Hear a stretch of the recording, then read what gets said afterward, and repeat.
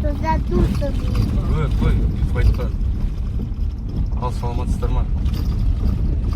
Қалмұрат. Балық. Жалпы қармаққа енді әуестеніп келе жатыр. Бірақ осы нәрсені зерттеген кезде жалпы балықта ютубта көбінесе видеолардың барлығы, көбінесе емес, барлығы орыс тілінде. Белорустар, украиндар түсіреді орысша. Ал қазақша нұсқаулық жоқ. Мен енді бәленде бір мамамын, я бір қармақты игердім деп айта алмаймыз, енді бастап жатырмыз. Бірақ сол мен сияқты енді бастап жатқан адамдарға тиімді болсын деп ойлаймын.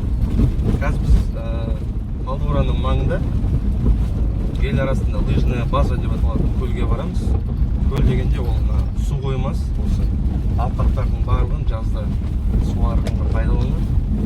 Ол жерде қазір кеше маған сазан мен судак деген екі балық жақсы жүріп жатыр деген соң бүгін міне бара жатырмыз. Әлбетте енді балықшылар сияқты таңертең тұрып баруға мүмкіндік жоқ.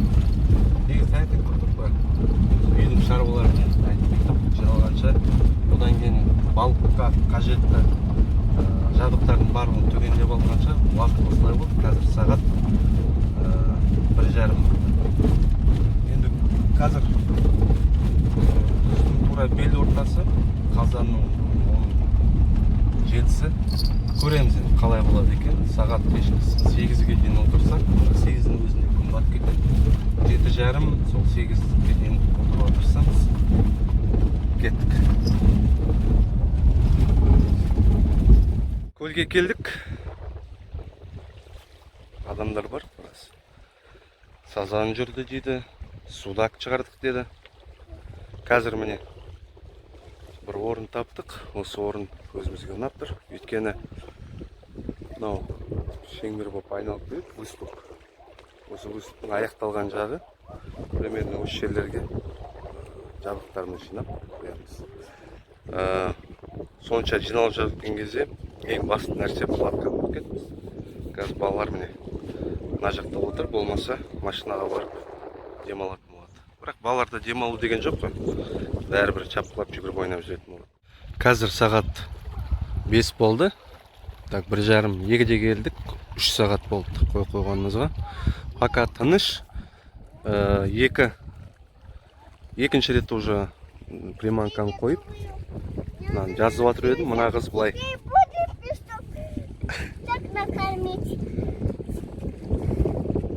Қармақтың түрі көп, келесі жолы спиннинг аламыз. Өйткені мында судактар да бар деп жатыр. Қазір мынандай жай қармақпен басына мына силикон тағып қызым лақтырып көріп жатыр. Мен де бір 5-6 рет лақтырдым. Спиннинг ұстап жүрген жігіттер болды, бірақ бір нәрсе ұстадық деп ештеңе айтқан жоқ. Қызым лақтыр.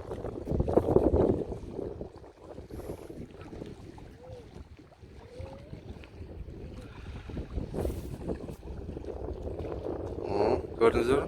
Енді үйреніп жүр. Бірақ бұл қармақты ондай алысқа лақтыруға келмейді. Ыңғайсыз. Қармақтың басына шылдырлауық тағып қойып, осы жағада жүрген жақсы судың даусымен. Бірақ жағада жүрген кезде біздегі қоғамның дерті дейміз ба, адамдар демалу білмейді өкінішке орай. Өйткені жаға толы міне мусор. Барлықтар өзінен кейін не керек, соны барлық лақтырады. Ең қызығы осы суға балық аулау үшін келеміз, бірақ балықтарға ешқандай жағдай жасап отқан жоқпыз. Барлығы мусор толған. Өкінішке орай. Бізде балықшылардың тобына қосқан WhatsApp группасына келесі жолы тек қана еркектер келіп, ойлап тұрмын бір сенбілік ұйымдастырып жүрсек артық болмас. Өйткені бұның барлығы сол адамдардан қалған нәрсе. Біз бір көрсетсек, бәлкім басқа да балықшы топтар осы үрдіске қосылып, жағажай тазалауға атсалысар. Мынау енді көз қуантарлық жағдай емес. Өкінішке орай, солай қазір жағдай осылай болып тұр. Кешкі сағат 6 болып қалды. Күн батты. Қазір бірер минутта қарайып кетеді барлық жер. Сондықтан біз жиналуға шешім қабылдап жиналып та қойдық. Үйдің барлығы біздің жағадағылар кетіп қалды. Арғы бетте 1-2-3 машина тұр. Олар енді қонып қалады. Енді балық болған соң ондай болып тұрады. Кейде сталады балық, кейде сталмайды балық. Ал біз кеттік үйге.